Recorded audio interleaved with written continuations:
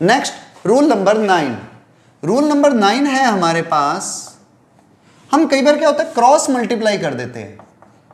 a upon be greater than है c upon D, और हम क्या कर देते हैं, इसलिए AD ग्रेटर देन BC होगा, हम ये कर जाते हैं। जबकि क्रॉस मल्टीप्लाई का रूल इनइक्वालिटी में कभी भी नहीं आता।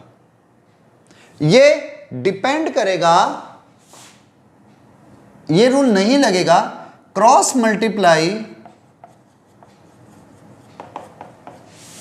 डिपेंड ऑन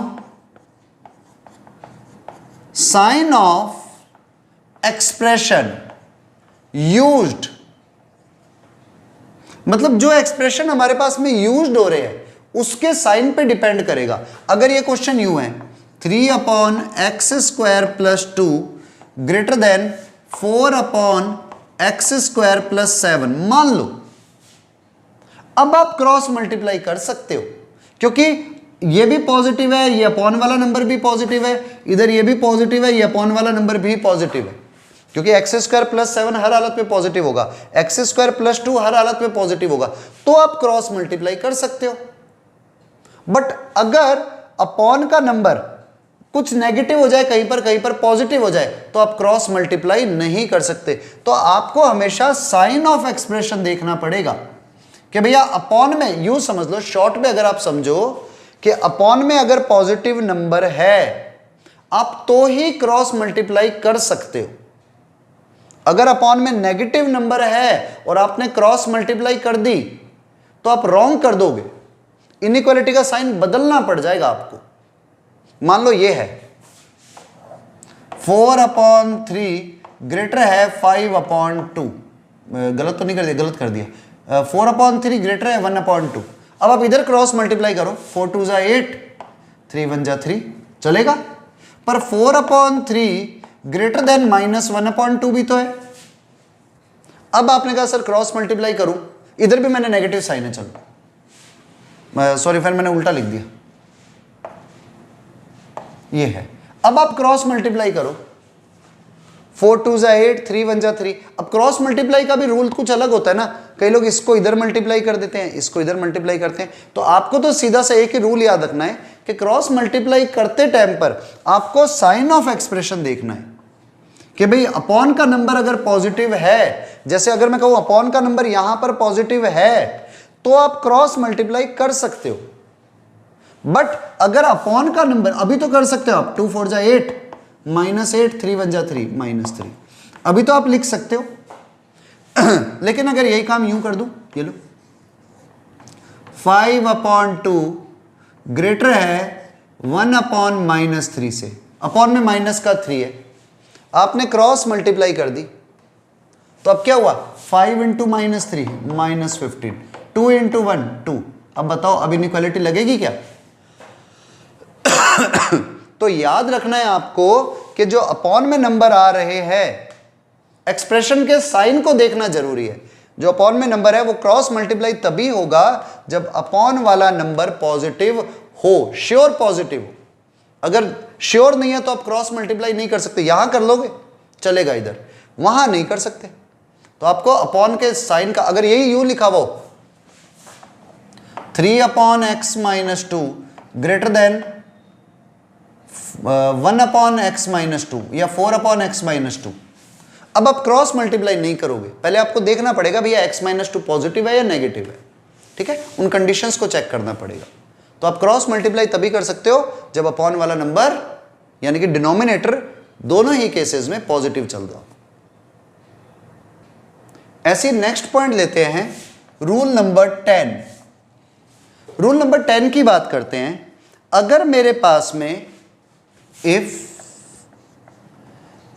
a की पावर x a की पावर y से ग्रेटर है, if a to the power x greater than a to the power y हो,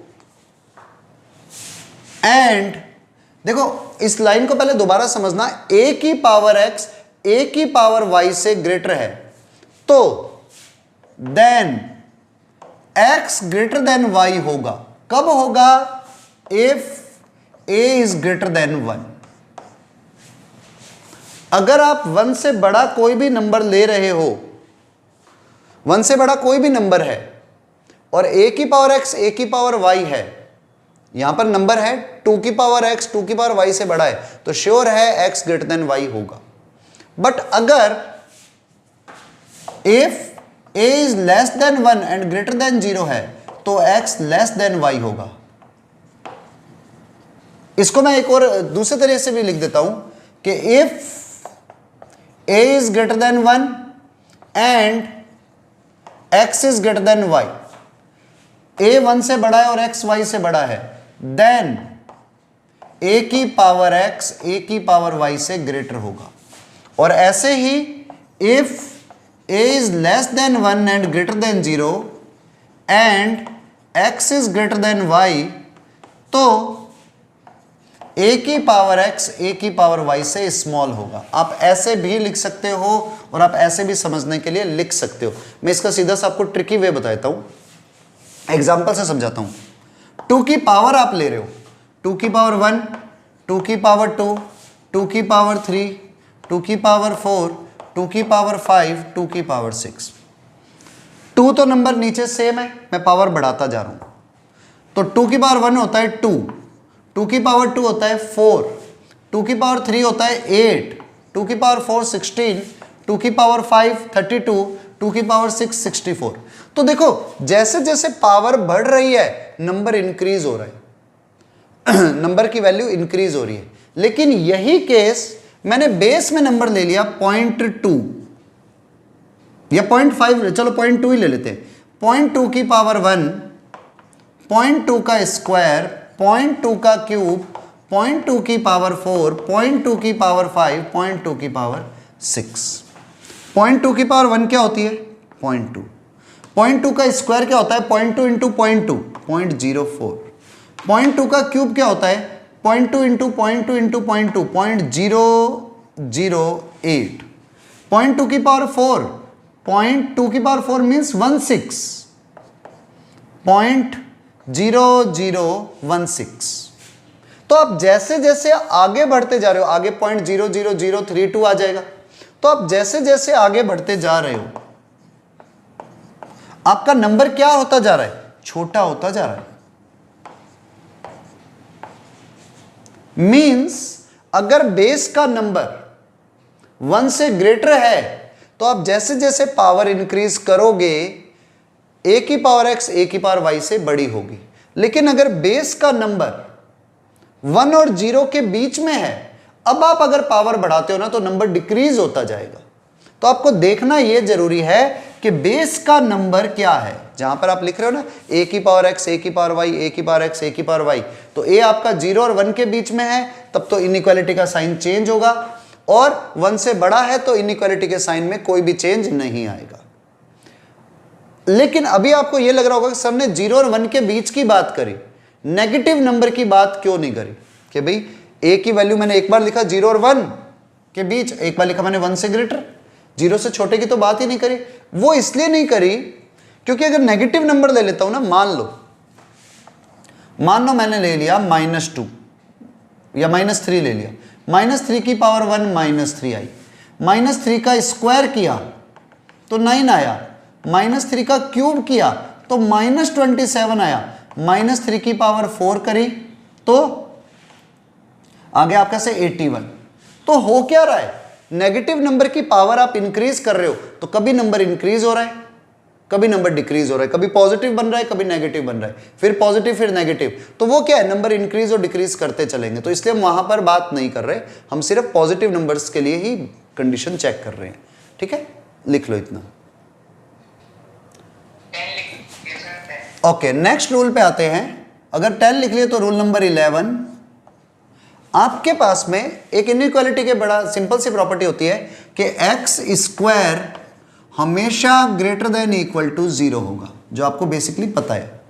अब कभी भी ऐसा आ जाए a plus B plus C का स्क्वायर, तो ये भी always greater than equal to 0 होगा। a प्लस बी का square always greater than equal to 0 होगा। अच्छा, अगर एक चीज और एक्स स्क्वायर ग्रेटर देन 0 है और हमने बोल दिया X square greater than equal to 0 है, तो इसका यह भी मतलब होगा कि x की वैल्यू कुछ भी हो, नेगेटिव हो या पॉजिटिव हो या 0 हो, स्क्वायर हमेशा 0 से बड़ा होगा या 0 के इक्वल होगा। अब एक रूल और इसमें लिखते हैं, मान लो ऐसा आ जाए A square plus B square plus C square equal to 0। ये रूल हमेशा याद रखना। और यहां पर ए बी और सी सब रियल नंबर है, मतलब कोई इमेजिनरी नंबर नहीं है। A square plus B square plus C square equal to 0 है, तो एक रूल परमानेंट है कि ए भी 0 होगा, बी भी 0 होगा और सी भी 0 होगा। ए बी और सी तीनों 0 होंगे। भाई अगर कभी A square plus B square plus C square equal to 0 हो तो ए भी 0 होगा, बी भी 0 होगा, सी भी 0 होगा। क्योंकि अगर इसमें से एक भी नंबर नॉन जीरो हो जाए तो A square plus B square plus C square 0 हो ही नहीं सकता। मान लो मैंने ए को 1 ले लिया, 1 का स्क्वायर कर दिया, तो B square plus C square -1 हो तभी तो कट के 0 होगा, जबकि पॉजिटिव नंबर्स कभी भी नेगेटिव हो ही नहीं सकते। तो A square plus B square plus C square 0 है, तो ए बी सी सब 0 होंगे। ऐसे ही ए स्क्वायर प्लस बी स्क्वायर 0 हो तो भी ए और बी दोनों को 0 होना पड़ेगा। ए क्यूब प्लस ए की पावर 4 प्लस बी की पावर 4 प्लस सी की पावर 4 प्लस डी की पावर 4 इक्वल टू 0 है, तो ए बी सी डी सबको 0 होना पड़ेगा। मतलब ये जो रूल लग रहा है ये किस पावर के लिए लग रहा है? इवन पावर के लिए। ये रूल सिर्फ इवन पावर के लिए लगेगा। आप ये भी लिख सकते हो x की power 2n always greater than equal to 0। हालांकि इसमें मेरा बेसिक बताने का जो मीनिंग था वो ये है कि कभी भी ए स्क्वायर प्लस बी स्क्वायर 0 है और ए और बी दोनों रियल नंबर हैं तो ए और बी दोनों ही इक्वल होंगे and both are equal to 0। ठीक है, इतना सा नोट करो जल्दी से। नेक्स्ट रूल नंबर 13, कितने हो गए थे? 11 12। A square plus B square plus C square हमेशा A B plus B C plus C A से ग्रेटर होता है। A square plus B square plus C square is always greater than A B plus B C plus C A. इस चीज को आप हमेशा याद रखना। प्रूफ कर सकते हैं कैसे? देखो,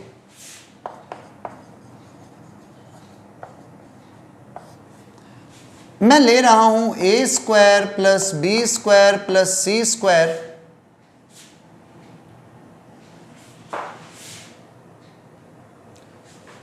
A square plus B square plus C square minus A B minus B C minus C A की मैं वैल्यू निकालता हूं। तो कोई भी नंबर हो मैं उसे 2 से डिवाइड 2 से मल्टीप्लाई कर सकता हूं। तो मैंने इसे 2 से मल्टीप्लाई कर दिया। 2a square 2b square 2c square minus 2ab minus 2bc minus 2ca। अब मैं इसको लिख सकता हूं A square plus A square B square plus B square C square plus C square minus 2ab minus 2bc minus 2ca। Means मैंने 2 से multiply किया था, 2 से डिवाइड किया था। अब देखो A square plus B square minus 2ab, it can be written as A minus B का whole square.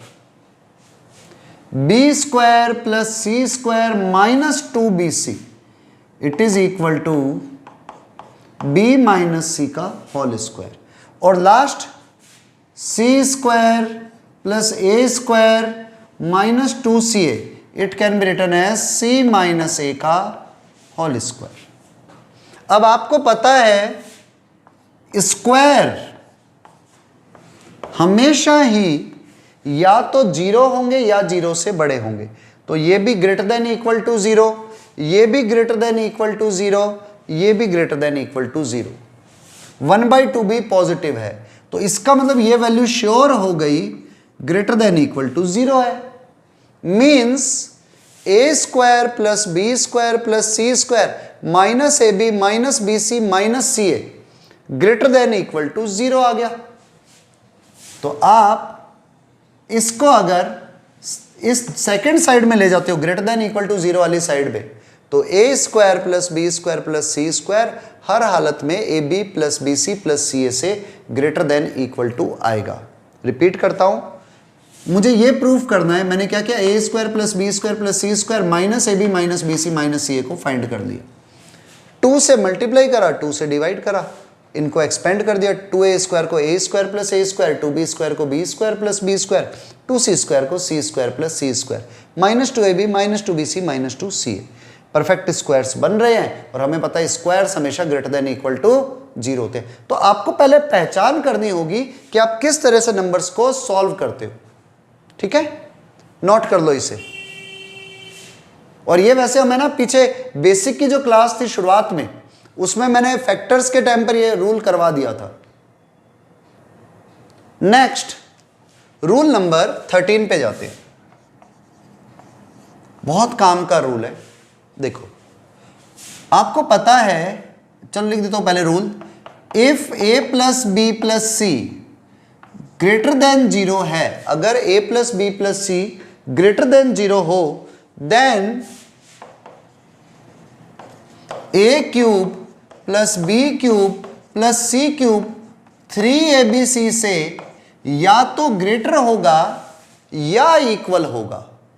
If a plus B plus C greater than 0 है, then a cube plus B cube plus C cube greater than equal to 3abc होगा। कैसे? Proof.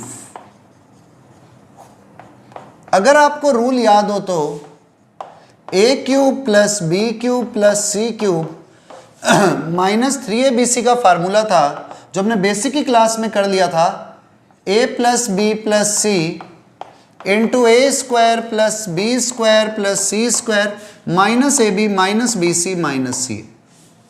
ये rule हमने लिखा था।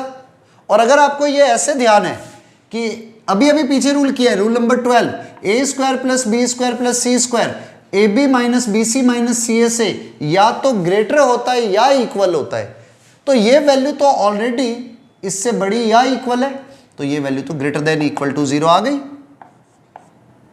और ये नंबर तो पॉजिटिव है ही, तो पॉजिटिव की किसी नेगेटिव 0 या 0 से बड़े नंबर से मल्टीप्लाई हुई तो always greater than equal to 0। इसलिए a cube plus B cube plus C cube minus 3abc minus 3abc greater than equal to 0 होगा। आप इसको उधर शिफ्ट कर दो तो रिजल्ट आ गया a cube plus B cube plus C cube greater than equal to 3abc। ठीक है, नोट कर लो। रूल नंबर 14, अगर कोई भी पॉजिटिव नंबर आप ले रहे हो तो श्योर है x प्लस 1/x हर हालत में 2 या 2 से ग्रेटर आता है। अब दुनिया का कोई भी पॉजिटिव नंबर ले लो, अगर आप उसमें उसका रेसिप्रोकल ऐड करोगे तो वो वैल्यू या तो 2 आएगी या 2 से बड़ी आएगी। और 2 भी पता है कब आ सकती है, x plus 1/x equal to 2 भी कब होती है, जब x की वैल्यू 1 हो जाए, जब x की वैल्यू 1 हो जाए। कैसे, इसको समझ लो, यहां तो सीधा दिख ही रहा है 1 प्लस 1/1 2 हो गया।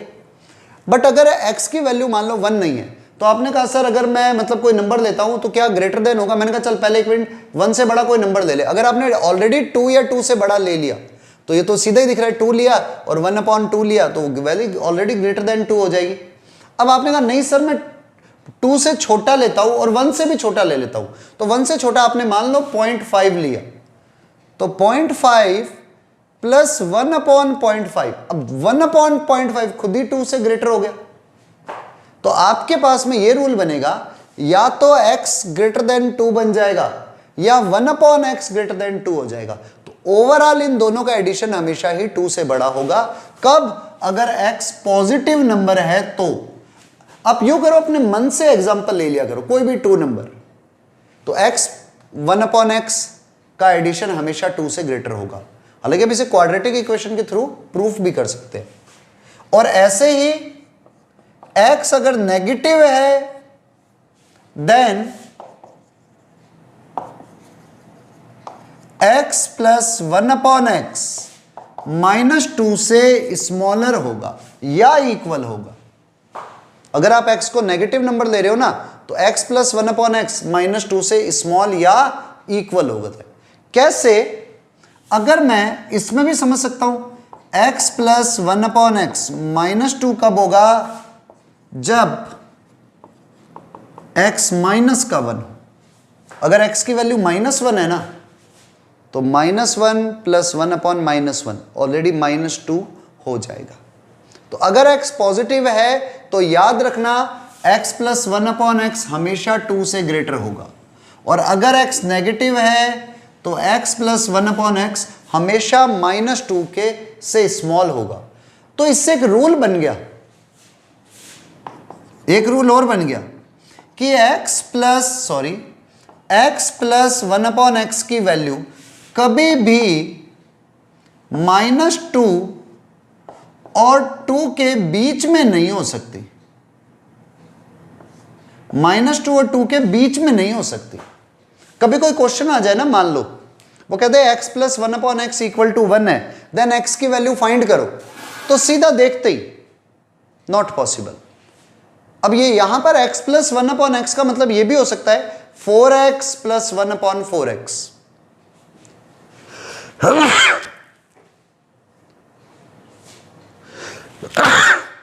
सॉरी, रियली ये फर्स्ट टाइम है इस बैच में छींक आई। x प्लस 1/x कभी भी -2 और 2 के बीच में नहीं हो सकता। ऐसे ही 2x प्लस 1/2x भी -2 और 2 के बीच नहीं हो सकता। जो रूल x के लिए लग रहे हैं ना, वही 2x के लिए, वही 3x के लिए, वही y के लिए, वही z के लिए, वो हर नंबर के लिए रूल लग रहे हैं। अच्छा, अब अगर मेरा क्वेश्चन यूं आ जाए, मान लो मैं सिंपल सा ही क्वेश्चन दे दूं, x² प्लस 1/x² की रेंज बताओ, तो देखो मुझे पता ही है ऑलरेडी x² पॉजिटिव होता है, तो पॉजिटिव प्लस 1/x²। अब मुझे पता है x² तो ऑलरेडी पॉजिटिव है, तो रूल ये वाला लगेगा। इसका आंसर होगा ग्रेटर देन इक्वल टू 2। मुझे और कुछ सोचने की ही जरूरत नहीं है। पर अगर क्यूब आ गया x³ प्लस 1/x³, तो अब ऐसा भी हो सकता है कि भैया x जो है वो पॉजिटिव हो, तो x³ plus 1/x³ greater than equal to 2 होगा। अगर x नेगेटिव है तो x³ plus 1/x³ less than equal to -2 होगा। तो डिपेंड कर रहा है x क्या है, लेकिन ये श्योर है अगर x पॉजिटिव है तो हमेशा ग्रेटर देन इक्वल टू 2 होगा इनका एडिशन, और अगर x नेगेटिव है तो हमेशा लेस देन इक्वल टू -2 होगा। Rule number 15। इसके लिए पहले आपको कुछ लॉजिक समझने होंगे। एक आपको समझना होगा अर्थमेटिक मीन, एक आपको समझना होगा ज्योमेट्रिक मीन, और एक आपको समझना होगा हार्मोनिक मीन। वैसे पूरे चैप्टर्स में आएंगे arithmetic mean, geometric mean, harmonic mean, लेकिन हमारी जितनी जरूरत है एक बार इनइक्वालिटी के लिए वो मैं एक बार लिख रहा हूं। अर्थमेटिक मीन क्या होता है? अगर आपके पास में 2 नंबर हैं, हिंदी में कहते हैं इसे समांतर माध्य, ज्योमेट्रिक मीन को कहते हैं गुणोत्तर माध्य, और हार्मोनिक मीन को कहते हैं हरात्मक माध्य। क्या मतलब है इसका? आपके पास में 2 नंबर है a एंड b, तो उसका अर्थमेटिक मीन होगा, मतलब average, simple average a plus b/2। इसको मैं a से रिप्रेजेंट कर रहा हूं अर्थमेटिक मीन को। अगर यही 3 नंबर है a, b और c, तो अर्थमेटिक मीन होगा a plus b plus c/3। अगर 4 नंबर है a, b, c और d, तो अर्थमेटिक मीन होगा a plus b plus c plus d/4। और अगर मैं यही कह दूं x1, x2 and so on xn, n number है, तो उसका अर्थमेटिक मीन क्या होता है? तो it will be x1 plus x2 plus x3 and so on n। It can be written as sigma xi, जहां पर i की वैल्यू जा रही है 1 से लेकर n तक अपॉन n। मतलब सीधा सा है, सबका एडिशन कर दो जितने भी नंबर है, और अपॉन में वो कितने नंबर है उसे डिवाइड कर दो। ये तो होता है सिंपल सा अर्थमेटिक मीन, जो आप जूनियर क्लास में ही पढ़ के आते हो। एवरेज है, सिंपल एवरेज है। अब बात करते हैं ज्योमेट्रिक मीन की। अगर 2 नंबर ले रहा हूं ए और बी, तो उसका सिंपल ज्योमेट्रिक मीन जो पॉजिटिव ले रहे हैं हम, दोनों की मल्टीप्लाई करके उसकी पावर हाफ कर दो, मतलब अंडर रूट ले लो। अगर 3 नंबर है, ए इंटू बी इंटू सी, मल्टीप्लाई करके क्यूब रूट ले लो, पावर 1/3। अगर 4 नंबर है, ए बी सी और डी, तो मल्टीप्लाई करके 4th रूट ले लो, एंड सो ऑन। ऐसे ही अगर x1 x2 x3 and so on xn है, तो आप उन सबकी मल्टीप्लाई करोगे। अच्छा देखो, एडिशन के लिए सिग्मा लगता है और मल्टीप्लाई के लिए यूज लिया जाता है पाई। थोड़ा बड़ा लिखते हैं, पाई की पावर 1/n, और पाई की वैल्यू कहां से कहां तक जा रही है, 1 से लेकर n तक। मीन्स हम कर क्या रहे हैं, सबको मल्टीप्लाई कर रहे हैं, x1 into x2 into x3 into x4 into x5 and so on xn, उस पूरे की होल पावर 1/n। ये इनइक्वालिटी में अभी काम आने वाला है इसलिए।